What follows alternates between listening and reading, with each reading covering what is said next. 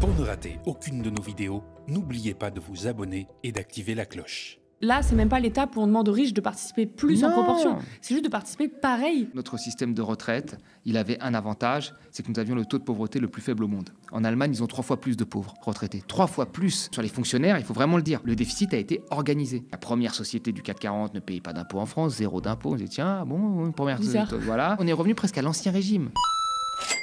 Bonjour tout le monde, je suis ravie de vous retrouver pour un nouvel épisode de l'Instant Porcher. Avec tous les discours qu'on entend autour de nous, notre meilleure arme, c'est de les connaître et de les comprendre. Vous le savez, le média ne vit que par votre soutien. C'est le prix d'une information libre et indépendante. Pour soutenir votre média de manière pérenne, vous pouvez vous abonner à partir de 5 € par mois ou même devenir sociétaire de notre coopérative. Rejoignez-nous dès maintenant sur soutenez.lemediatv.fr et bientôt, très bientôt, de nouveaux rendez-vous sur le média, de nouvelles émissions en direct qui seront diffusées sur le canal 165 de Free, sur Molotov et sur notre seconde chaîne YouTube, le média 24/7. Abonnez-vous et activez la cloche pour ne rien rater. Bonjour Thomas. Salut Lisa. Alors avec toi aujourd'hui au programme, la Cour des comptes livre ses conclusions sur le déficit du régime des retraites, bien loin des chiffres avancés par François Bayrou. Et on ira voir la taxe sur les ultra-riches qui a été adoptée à l'Assemblée nationale. C'est parti.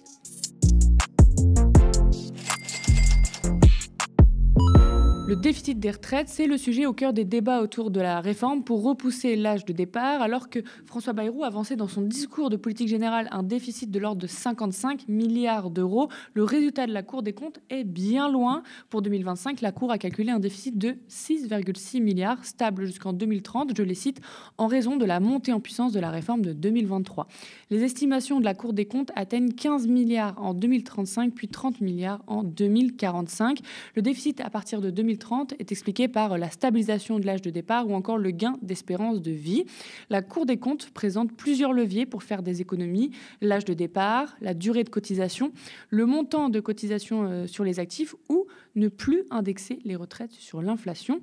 Thomas, tout d'abord, on peut voir que M. Bayrou a avancé des estimations complètement fausses, en fait. Oui, je suis assez content que la Cour des comptes confirme le déficit de 6,6 milliards que tu as dit, qui est en fait le déficit identifié par le corps.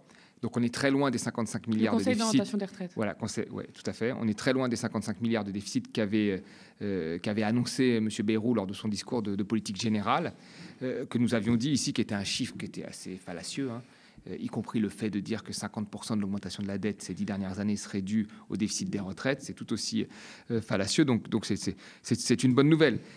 Ça veut dire que le déficit est là, mais c'est un déficit qui est quand même relativement faible quand on regarde les 350 milliards que représentent les retraites. Et puis après, sur les prévisions de long terme, ils estiment à 2035 un déficit de 15 milliards, à 2045 un déficit à peu près de 25-30 milliards.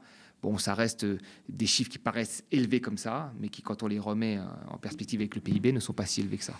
Justement, tu le dis, la Cour des comptes présente un déficit autour des 30 milliards en 2045, ce qui, on le sait, va servir d'argument pour justifier des réformes, surtout quand on voit les leviers avancés par la Cour des comptes pour réduire des droits. Qu'est-ce que tu en penses ? Effectivement, on voit que ce chiffre a tourné. Ce chiffre-là de 15 milliards en 2035 et de 30 milliards en 2045, c'est un chiffre qui est répété en boucle par un certain nombre d'éditorialistes.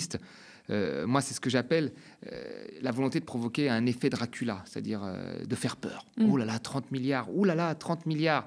Mais en fait, il faut toujours remettre ces chiffres en perspective avec le PIB. Le PIB, en 2045, il sera de 4 000 milliards. Donc, on aura augmenté le PIB. Donc, quand on regarde la part du déficit en pourcentage de PIB, il est à 0,3 aujourd'hui. Il sera en 2035 à grosso modo 0,4. Et il sera en 2045, ce sont des estimations quand même à 20 ans, à 0,6% du PIB. Donc en fait, l'augmentation, elle est là, c'est clair, mais elle est assez légère. Elle n'a rien à voir avec les chiffres où on passe de 6 milliards à 30 milliards, ce qui fait peur à tout le monde. Là, on passe de 0,3% du PIB à 0,6% du PIB sur une prévision de long terme, sachant que le corps, le Conseil d'orientation des retraites, a souvent fait des prévisions où il s'est trompé. Rappelons-le, en 2023, il prévoyait un déficit du système de retraite. Or, il a été excédentaire. Et il y a tout un tas de dates comme ça où ils se sont trompés. Donc, il faut se méfier des prévisions de long terme. Donc, on regarde les prévisions d'aujourd'hui, peut-être les prévisions jusqu'en 2035 qui sont un peu plus fiables. Au-delà, c'est de plus en plus difficile. Mais quand on regarde, en fait, c'est assez faible. Et en réalité, pourquoi ce déficit, il augmente ? Il augmente parce que la population française vieillit. On l'a déjà dit plusieurs fois ici, mais c'est important de le rappeler. La population française vieillit. Ce n'est pas aussi dramatique qu'on nous le dit, mais elle vieillit. Les chocs démographiques sont beaucoup plus faibles, ceux qui sont à venir, que ceux que nous avons vécus avant. Dans les années 70, on consacrait 7% du PIB aux retraites. C'est-à-dire que sur la richesse créée, on mettait à peu près 7% aux retraites. Aujourd'hui, on est à 13%. Vous voyez, parce que la population a vieilli. Et en fait, on ne veut plus mettre plus d'argent. La population va continuer à vieillir, mais on ne veut plus mettre plus d'argent. Donc, on reste autour de 13%. Ce qui veut dire que dans ces conditions-là, si on ne met pas plus d'argent, on est obligé de baisser les pensions, on est obligé de demander aux gens de travailler plus longtemps. Mais si on mettait 15% de notre PIB dans les retraites, c'est-à-dire qu'on suivait la démographie comme on l'a fait avant, il n'y aurait pas besoin de toucher ni à l'âge, ni aux pensions, et tout irait bien. Donc, la vraie question de fond qu'il faut demander aux gens, c'est la population va vieillir. Elle va continuer à vieillir. Et c'est une bonne chose, on devrait être content. Est-ce qu'on veut consacrer plus d'argent pour les vieux ou moins d'argent pour les vieux? C'est ça la vraie question de fond. Si elle vieillit, pour moi, il faut en consacrer plus. Si on dit qu'on n'en consacre pas plus, dans ce cas-là, on va faire travailler les vieux plus longtemps, ou on va devoir, les jeunes qui travailleront, sortiront de leur poche pour leurs parents de l'argent qui ne passera pas par un système de répartition. Il y a des éléments dont on avait beaucoup parlé pendant tous les débats sur la réforme des retraites où on entendait tout et n'importe quoi, donc c'est pour ça qu'on rappelait des choses ici. La première chose, c'est que si les plans d'austérité continuent, que l'activité n'est pas relancée, etc., il faut savoir que les cotisations sont calculées sur le salaire. Donc si les salaires n'augmentent pas, que les gens n'ont pas une bonne vie, forcément, après, ça ne fait pas une grosse caisse des retraites, c'est la première chose. Et la deuxième chose, c'est que l'espérance de vie augmente, mais pas l'espérance de vie en bonne santé. Parce qu'en France, on est beaucoup critiqué sur nos conditions de travail et le système de santé qui se dégrade, etc. Est-ce que du coup, ces chiffres-là, ça permet aux libéraux, clairement, de réorienter le débat, de ne pas parler, comme tu dis, du problème de fond qui, au final, c'est pas forcément celui des dépenses, parce qu'on aime beaucoup parler des dépenses, mais celui des recettes. Je trouve ça très intéressant ce que tu as rappelé. C'est vrai que c'est les actifs qui financent les retraités. Et pourquoi M. Bayrou a annoncé ce chiffre de 55 milliards? Parce qu'il a pris en compte toutes les professions où il y a moins d'actifs, notamment chez les fonctionnaires, mais aussi chez les agriculteurs, parce que le métier attire moins. Et donc, il y a des déficits partiels, parce qu'à un moment, les gens vont être amenés à mourir, le plus tard possible, on espère, mais vont être amenés à mourir. Il y a des déficits partiels sur des certains nombres de professions. Par exemple, sur les fonctionnaires, il faut vraiment le dire, le déficit a été organisé. Il a été organisé parce qu'on n'a pas remplacé un fonctionnaire sur deux. Donc, de fait, quand les fonctionnaires vont à la retraite, il n'y a plus d'actifs qui peuvent financer. Et puis, on a fait le gel du point d'indice, ce qui fait qu'on a créé une modération salariale sur les fonctionnaires, ce qui fait qu'il y a moins de rentrées pour financer les retraites. Donc ça, c'est important à dire. Et puis, il y a eu un certain nombre aussi de privatisations de services publics, comme la Poste, entre guillemets, où on emploie maintenant les gens, ou la SNCF, on emploie des gens en contrat salarié. Donc ça c'est important. C'est des choix politiques qui ont eux-mêmes créé en grande partie les déficits que nous connaissons dans la fonction publique. Et chez les agriculteurs, vous avez beaucoup moins d'agriculteurs aujourd'hui, et les agriculteurs qui ont cotisé partent à leur retraite, il faut bien qu'ils touchent leur retraite. Donc c'est l'État qui va compenser pendant un certain temps. Si demain on relance la production agricole, ça s'équilibrera, et puis quand ces gens mourront, ça s'équilibrera aussi. Mais on ne peut pas dire aux retraités, vous êtes moins aujourd'hui parce qu'on s'est tertiarisé dans l'économie, donc on ne paye plus vos retraites, au revoir, rentrez chez vous. Et en prenant les déficits comme il les a pris Bayrou, c'est ce que l'on fait. Ça, c'est la première chose. La deuxième des choses, sur l'espérance de vie. Tu as raison de dire qu'il faut prendre en compte l'espérance de vie en bonne santé. Ça, c'est vrai. Mais il faut aussi prendre en compte l'espérance de vie à 60 ans. Et quand on regarde ces 10 dernières années, l'espérance de vie à 60 ans, pour les femmes, elle n'a pas bougé. Ça veut dire que si on rajoute un semestre de plus pour qu'ils travaillent, comme ça, c'est le cas depuis 2023, il y a eu 3 mois, puis 3 mois, puis 3 mois. Et bien en fait, vous leur volez un semestre sur leur retraite. C'est clair et net. Puis ce sera 1 an, et puis ainsi de suite, jusqu'à 2 ans. Parce qu'en fait, en 10 ans, l'espérance de vie à 60 ans n'a pas augmenté pour les femmes. Elle a très légèrement augmenté pour les hommes, mais pas énormément. Donc chaque réforme qui est mise en place maintenant, là, et de manière assez rapide, comme c'était la dernière réforme de Macron, vole des mois de retraite à des gens avant la mort. Donc il n'y a pas de compensation avec une durée plus élevée, une extension de la vie sur plusieurs années qui compenserait le fait de travailler plus longtemps. Le déficit agite la peur, on le sait, on l'a dit, et ça permet de fustiger le système de retraite par répartition. Est-ce que c'est aussi une stratégie pour promouvoir le système de capitalisation? Est-ce que tu peux nous expliquer un petit peu? Oui, alors il y a une volonté, moi je pense, vous vous rendez compte, il y a 350 milliards qui est géré par l'État, qui est géré, c'est par répartition sur fonds publics. 350 milliards, je pense qu'il y a des gens qui rêveraient que ces 350 milliards aillent sur les places boursières. Ça ferait beaucoup d'argent. Il y a aussi, moi je pense, des fonds de pension qui regardent et qui se lèchent un peu les babines sur ces 350 milliards. C'est énormément d'argent. Donc tout ce qu'on peut ouvrir à la capitalisation, c'est déjà gagné pour eux.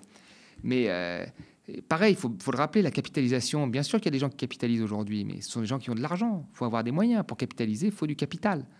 Et puis après, il faut aussi parfois avoir des bons conseillers, parce qu'il faut choisir le bon fonds d'investissement, il faut choisir les bons placements, il faut surveiller l'évaluation des marchés financiers, et ainsi de suite. C'est très compliqué, ce que vous n'avez pas à faire avec le système de répartition. Et moi, ce que je vois aujourd'hui, c'est que malgré les attaques qu'il y a eu, parce qu'en 10 ans, on a eu 3 réformes. Réforme Woerth, Touraine et Macron. Donc 3 réformes. On a eu des discussions sur la retraite à points. On en rediscute encore aujourd'hui. Donc les gens ont le sentiment vraiment qu'il y a une volonté de s'attaquer à ce système-là. Et pour les jeunes qui travaillent, beaucoup se disent, bon, est-ce que j'aurai ma retraite ? J'ai compris quel était le contrat, je cotise, mais est-ce que moi, je serai sur le même contrat puisqu'on fait des réformes tous les 2-3 ans ? Donc ça mine en fait la confiance qu'il y a dans ce système de retraite par répartition. Mais quand on regarde les derniers sondages, les gens ont plutôt confiance encore dans le système et ils défendent plutôt ce système. Ouais, ils sont attachés, bien sûr. Et la plupart des gens étaient opposés à la réforme sur les retraites. Donc vous voyez, ça il faut le prendre en compte. C'est que malgré tout le lavage de cerveau, parce qu'il y a beaucoup de lavage de cerveau qui fonctionne sur les gens, mais là, malgré tout, ça ne marche pas complètement. Et je pense que c'est ça qui fait qu'une partie du capital, du grand capital, des éditorialistes, des libéraux enragent parce qu'ils disent mais on n'arrivera jamais à en venir à bout et il faut absolument en venir à bout. La Cour des comptes compare la France à l'Allemagne, je cite, la France consacre près de 14% de son produit intérieur brut aux dépenses de retraite, 4 points de PIB de plus que l'Allemagne.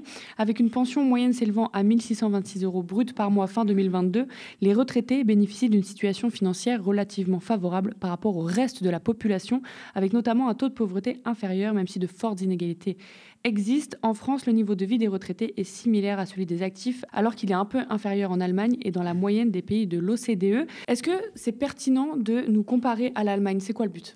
Non, alors c'est toujours la même chose, c'est le nivellement vers le bas. Enfin, parce que ce qu'oublie de dire la Cour des comptes, ça, moi j'en peux plus, j'en peux plus de ça, parce que notre système de retraite, il avait un avantage, c'est que nous avions le taux de pauvreté le plus faible au monde. En Allemagne, ils ont 3 fois plus de pauvres retraités, 3 fois plus, et on est encore à se comparer à l'Allemagne.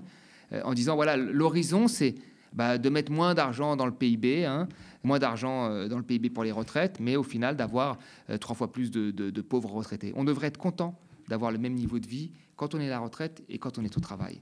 Et sur la question de la pauvreté, qui serait légèrement inférieure quand on est retraité, mais qu'on augmente les salaires, qu'on donne de l'argent aux 17 millions de gens qui sont en travail précaire, qu'on leur permette d'avoir un emploi à temps complet. Il faut arrêter de faire la concurrence. Il y a eu un tel nivellement, on l'a déjà dit, une telle austérité salariale, un nivellement vers le bas des contrats courts, des contrats précaires, qu'aujourd'hui, on est toujours à dire, regardez, le travail ne paye pas assez. Alors dans ce cas-là, employez en CDI et payez-le.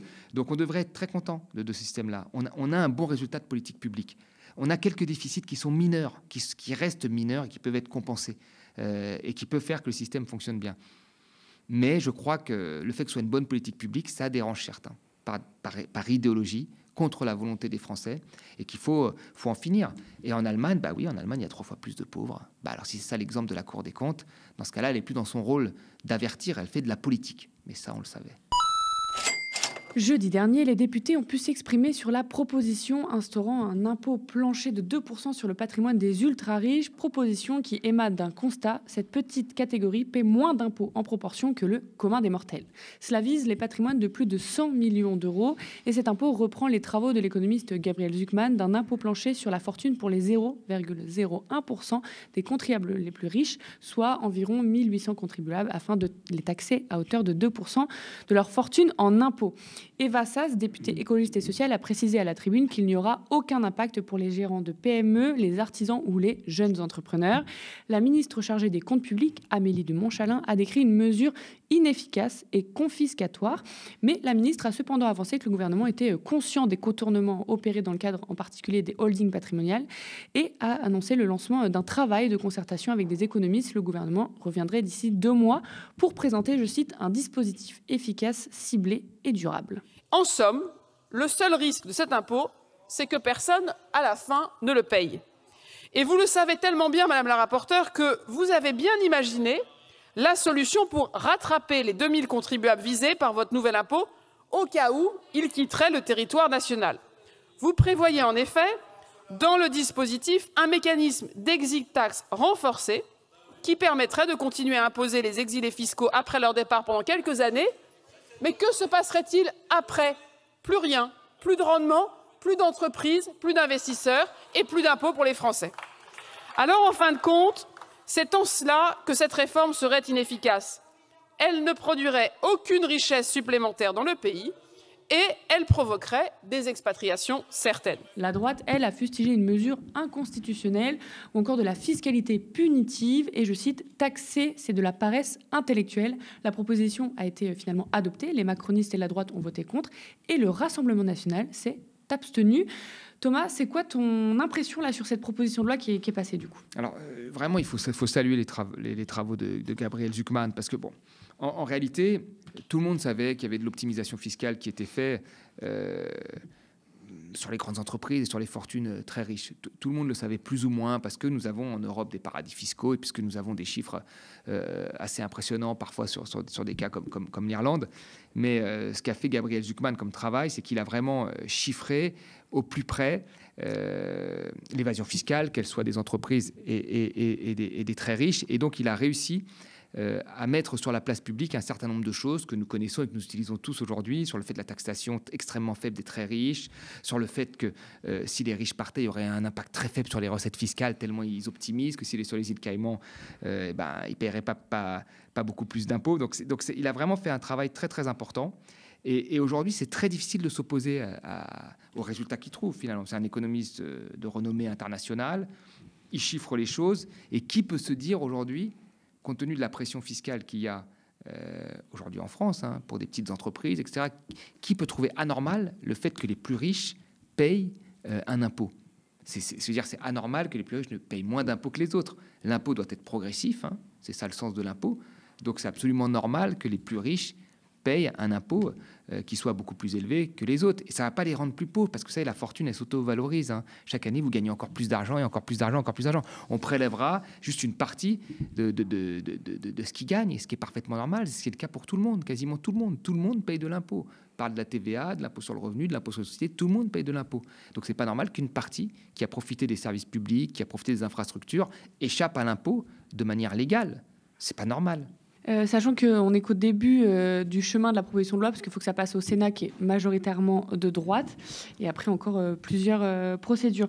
Le gouvernement préfère, je le disais, une mesure coordonnée au niveau européen et international. C'est le modèle de Zucman, la coopération des pays pour éviter des mécanismes d'évitement ou de fraude, de délocalisation, etc. Toi, qu'est-ce que tu en penses? Est-ce que ce serait efficace que la France commence, elle, toute seule? Parce qu'on agite encore la peur, tu l'as entendu, on agite encore la peur de la délocalisation, de faire partir nos investisseurs, etc. Non, déjà, il faut qu'il y ait un pays qui commence. C'est bien, moi je trouve que si on attend, quand on dit on va attendre que ça se passe au niveau européen, ça se passera quasiment jamais. Ça se passera pas parce qu'il y a des pays qui ont intérêt à ça et qui vivent de ça et qui sont nos pays voisins, le Luxembourg, la Belgique ou l'Irlande, et j'en passais des meilleurs. Donc non, c'est bien que la France, qui est une grande puissance européenne, commence par le faire. Et puis moi, je pense qu'il faut qu'elle aille plus loin. Il y a d'autres mécanismes qu'a proposé Gabriel Zucman, comme le fait de devoir payer, même quand on part un certain nombre d'années, l'impôt en France, parce qu'on a considéré qu'on a utilisé des infrastructures et des services publics. Je pense que la France doit se doter d'un arsenal et montrer la voie. Et la plupart des pays suivront, parce que tous les citoyens, et c'est le cas avec les travaux de Gabriel Zucman, tous les citoyens vont demander à un moment et faire pression et demander des comptes. Là, ça n'a pas été porté que par la gauche. Il y a des gens, Sacha Houlié, des macronistes, même il y a des gens comme M. Pisani-Ferry, qui était l'économiste de Macron en 2017, donc qui a soutenu la réforme de l'ISF, qui ont signé dans Le Monde la proposition de Zucman. Donc on voit bien que les lignes bougent, parce que pour tout le monde, c'est extrêmement incohérent qu'une petite partie des gens, et les plus riches, puissent échapper à l'impôt, tout simplement parce qu'ils sont plus mobiles que d'autres. C'est pas normal. Personne ne peut défendre ça. Avec Madame de Montchalin, on l'a vu dans la vidéo, qui puisse dire bon, ça va faire fuir, on va faire un groupe d'experts, qui joue la montre. Comme je l'ai dit, on l'avait dit ici. Ça ne m'étonne pas qu'elle dise ça, parce qu'elle est ministre du budget, et la première chose qu'elle fait, elle l'a dit elle-même, c'est qu'elle rencontrait tous les jours les grands chefs d'entreprise. Donc on voit bien qu'elle est très soucieuse de ces 1000 familles les plus riches qui sont à l'abri du besoin pour des siècles et des siècles, que, je sais pas moi, les coupes qu'elle va faire dans la vie associative ou ailleurs. Donc voilà, ça m'étonne pas de sa position, mais quand on regarde l'impôt, le consentement à l'impôt, il est là à partir du moment où chacun paye son juste impôt, sa part. Si vous avez des grosses boîtes qui arrivent à échapper à l'impôt de manière légale maintenant, ça qui est dingue, c'est de manière légale, et que vous avez des gens très riches qui arrivent aussi à le faire, moi je pense qu'il faudrait aussi s'attaquer à toute la machinerie qui est derrière, les avocats fiscalistes, etc., qui ont pignon sur rue, qui font des activités parfaitement légales pour que ça cesse. Parce qu'en réalité, c'est une minorité qui joue contre la majorité. Vous avez vu combien va rapporter cette taxe? Elle va rapporter énormément d'argent qu'on pourrait économiser sur d'autres services publics. Et les gens qui vont la payer, alors ils vont être fâchés parce qu'ils ont tellement été gâtés ces 20 dernières années qu'ils vont être fâchés. Mais ça ne va pas les rendre pauvres. Là, ce que demande, l'idée de la taxation Zucman, c'est vraiment que les infimes très riches finissent par participer de manière proportionnelle comme les autres. Là, c'est même pas l'étape où on demande aux riches de participer plus en proportion. C'est juste de participer pareil. 2% du patrimoine, vous avez vu comment il a augmenté le patrimoine ces 10 dernières années? Il a fortement augmenté, que ce soit le patrimoine immobilier, mais que ce soit aussi le patrimoine mobilier. Il y a des fortunes, je veux dire, quand on prend juste les 500 premières fortunes, leur fortune a été multipliée par 5. Donc c'est vraiment une très faible part, et c'est plus une part de l'augmentation presque même. Donc les gens ne vont pas être appauvris du tout. C'est pas quelque chose où on va punir des riches, comme ça aurait pu être le cas dans certains pays avec des nationalisations, etc. Ça n'a rien à voir avec ça. Ou avec des fortunes qu'on saisirait. Ça n'a rien à voir avec ça. Ça va être présenté comme ça de la part d'une partie de la droite et de l'extrême droite. Mais la réalité, c'est que c'est une juste taxe. Leur patrimoine a augmenté. Ils seront, même après la taxe, ils seront encore plus riches toujours plus riches qu'il y a 10 ans. Donc voilà, c'est juste la justice. Que chacun puisse payer son impôt et voilà et ça fait trop longtemps en fait que on se retrouve dans une société, y compris en France. Alors les gens pensaient que c'était partout ailleurs sauf en France. C'est ça en fait que les politiques nous rabâchaient pour dire circuler, il y a rien à voir.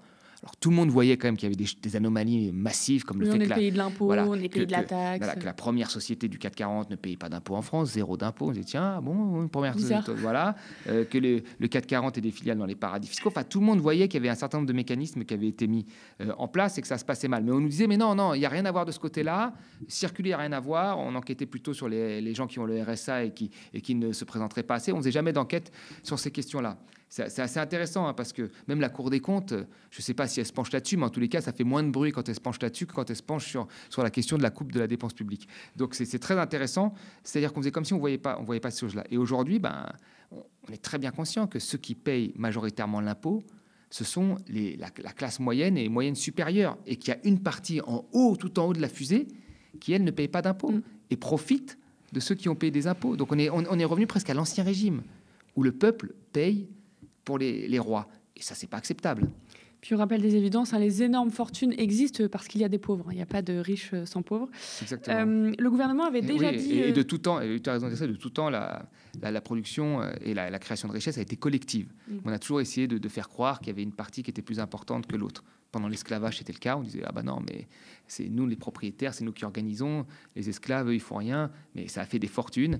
Puis après, ça a été l'exploitation des travailleurs, etc., etc. Donc le profit, il n'est pas des capitalistes, comme disait Adam Smith. Hein. Il naît plutôt de l'exploitation des travailleurs, comme disait Marx. Exactement. Le gouvernement avait déjà dit son intention d'instaurer une taxe pour contrer l'optimisation fiscale des plus hauts patrimoines qui ne devrait pas dépasser le taux de 0,5% et exclurait les biens professionnels de l'assiette. Et justement, pour les défenseurs de l'impôt Zucman, la proposition d'un impôt plancher ne peut être efficace que si elle intègre précisément ces biens professionnels. Qu'est-ce que tu en penses? Est-ce que tu peux nous expliquer? C'est quoi un bien professionnel? C'est ça. Est-ce que c'est une action? Tu détiens une action d'une entreprise, de ton entreprise, c'est un bien professionnel ou pas? Non, parce que c'est ça aussi. C'est une façon. Moi, j'ai l'impression d'enlever toute la part en fait des actions propres à des entreprises qui peuvent être considérées comme des placements professionnels. Donc non, il faut faire très attention. Moi, je pense qu'il faut taxer à un moment ces patrimoines qui ont fortement augmenté. Et c'est le sens de la proposition de Gabriel Zucman. C'est bien que la France le porte. Et moi, je pense que cette loi qui est passée peut avoir un impact majeur. Alors peut-être pas sur les pays qui profitent de ça, parce qu'il y en a et qu'il faudrait commencer à dénoncer autour de nous, comme le Luxembourg, la Belgique qui siphonne quasiment toutes les recettes, une partie des recettes publiques des très riches et des grandes entreprises en France et en Allemagne. Mais je pense que cette loi, elle va dans le sens dans le bon sens. Et la majorité des populations vont faire pression pour que cette loi soit appliquée. Et donc, c'est pas étonnant que même un certain nombre de macronistes se soient ralliés à cette cause, alors même qu'ils ont voté au début la baisse de l'ISF mobilier, c'est-à-dire des actions, en début de mandat 2017. Quoi. On rappelle que cet impôt de 2% est en discussion au niveau international, notamment au niveau du G20, donc on va suivre ça, évidemment. Merci à vous, chez vous, d'avoir suivi cet épisode de l'Instant Porcher. J'attire une dernière fois votre attention avant de se quitter. La situation politique est inédite, historique, des directs, du terrain, du reportage, mais aussi de l'enquête. Le média, c'est 30 travailleuses et travailleurs qui produisent de l'information au quotidien. Vous le savez, le média ne vit que par votre soutien. C'est le prix d'une information libre et indépendante. Pour soutenir votre média de manière pérenne, vous pouvez vous abonner à partir de 5 € par mois ou même devenir sociétaire de notre coopérative. Rejoignez-nous dès maintenant sur soutenez.lemediatv.fr et on le répète, mais bientôt, très bientôt, de nouveaux rendez-vous sur le média, de nouvelles émissions en direct qui seront diffusées sur le canal 165 The Free, sur Molotov et sur notre seconde chaîne YouTube, le média 24/7. Abonnez-vous et activez la cloche pour ne rien rater. Spectateurs, abonnés, donatrices et sociaux, je vous dis à la semaine prochaine.